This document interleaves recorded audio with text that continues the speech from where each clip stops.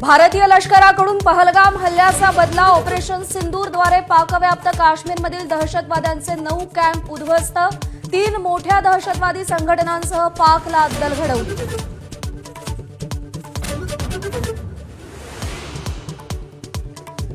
भारतीय वायुदलाकडून जैश ए मोहम्मद हिजबुल मुजाहिदीन लष्कर-ए तोयबाचे कॅम्प उद्ध्वस्त मध्यरात्री 1:30 वाजता कारवाई दहशतवाद्यांचं ट्रेनिंग सेंटरही बेचिराग।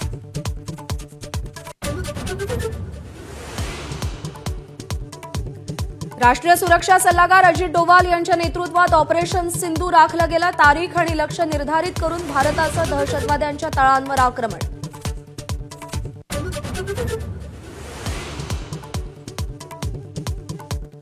ऑपरेशन सिंदूर सुरू असताना पंतप्रधान मोदींकडून मॉनिटरिंग सुरू होतं। दहशतवादी कॅम्पवरील एअर स्ट्राईकचा मोदींकडून आढावा घेतला जात होता।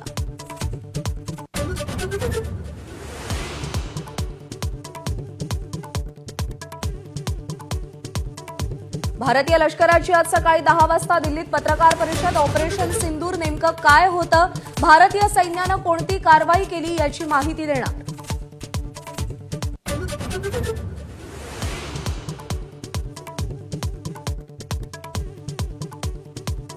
सकाळी 11 वाजता पंतप्रधान नरेंद्र मोदींच्या उपस्थितीत सीसीएसची बैठक। ऑपरेशन सिंदूर नंतरची रणनीती ठरण्याची शक्यता।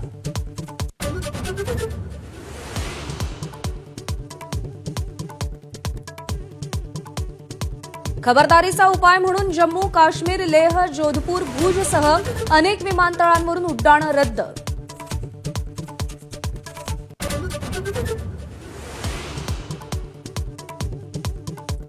ऑपरेशन सिंदूर यशस्वी करणाऱ्या भारतीय लष्कराचं देशभरातून कौतुक। सोशल मीडियावर जय हिंद आणि भारत माता की जयचे नारे।